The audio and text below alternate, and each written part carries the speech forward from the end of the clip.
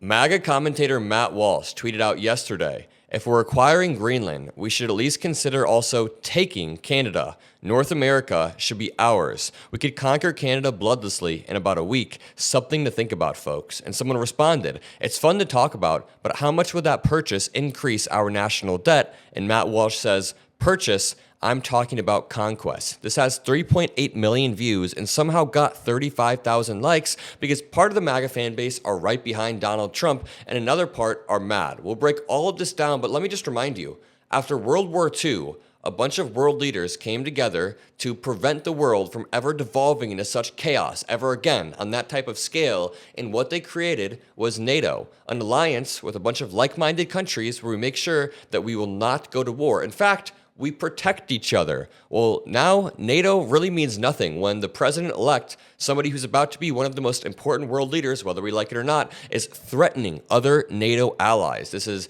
destabilizing. It erodes our credibility, and there are many more implications that I want to run down with you guys. Make sure you drop a like to help boost this pro-democracy message at a time when there seems to be a lot of illiberalism seeping into the mainstream. Illiberalism is mainstream right now, so we need to make sure to continue to push our ideas of freedom of speech, real freedom of speech, freedom of religion, equality. That is what liberalism means. You know, some people in the comments are always like, oh, Adam, you're a dumb liberal. Stop talking about liberalism.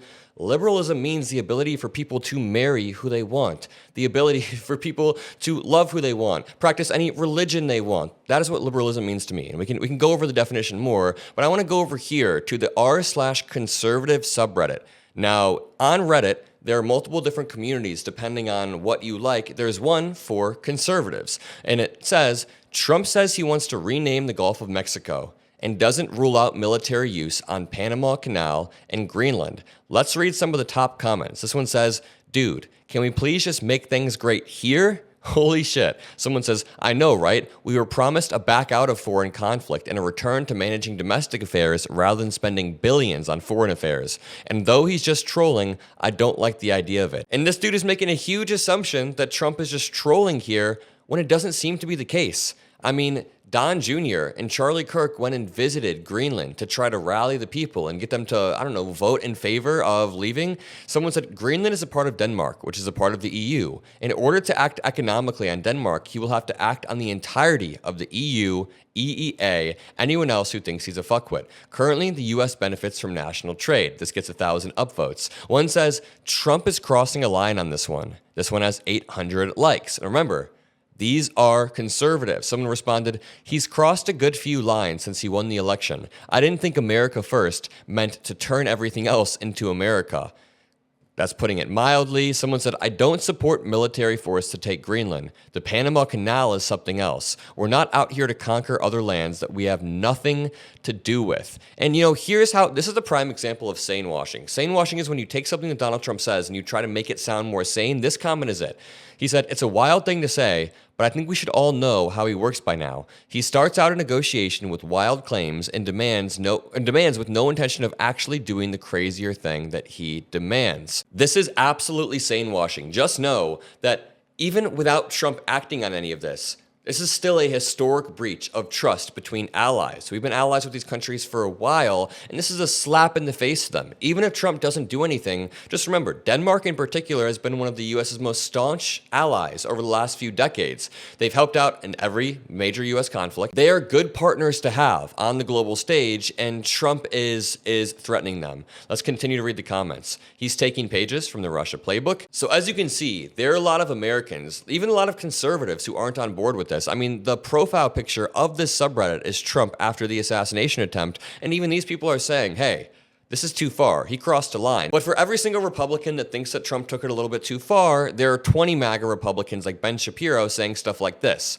Elections have consequences. And it says the United States, the 51st state, Trumpland, the anti-European moat. Since when is Europe our enemy? Something that bothers me about Trump is that he will constantly put down all of our allies, whether it's Canada or Mexico, all of our closest trading partners he will shit on. Meanwhile, he doesn't really do the same with Russia. When's the last time Trump has said anything bad about Russia or China or Xi Jinping or Kim Jong-un? He's oddly sympathetic towards them, and the reason why Ben Shapiro can get away with this is because the leader of the damn party, Trump, is posting United States with Canada here. And just to back up for 1 second before we dig into this further and the actual implications, this post from Ben Meiselas does summarize it really well. He says, "Wake up. All of this is to distract you. Prices are not getting lower.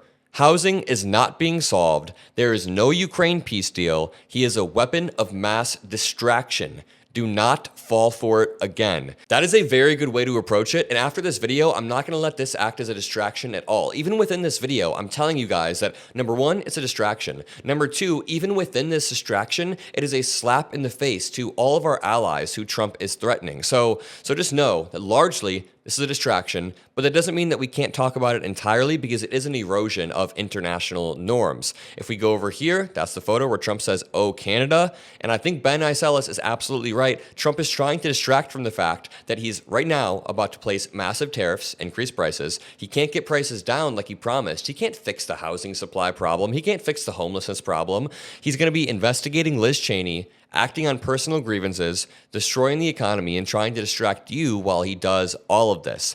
This is a funny clip from Fox News where they get fact-checked by Twitter community notes.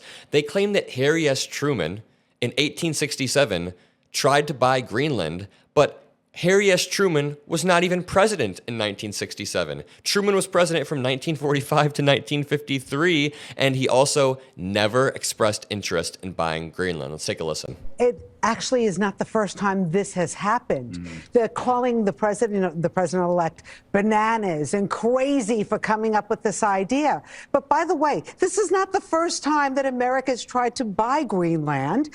Back in 1867, Democratic President Harry Truman tried to buy Greenland for $100 million, which would be about a bill this, in our day and age, $1 billion. Didn't happen. Obviously, still very important. And as you mentioned, Jesse, has a lot of minerals.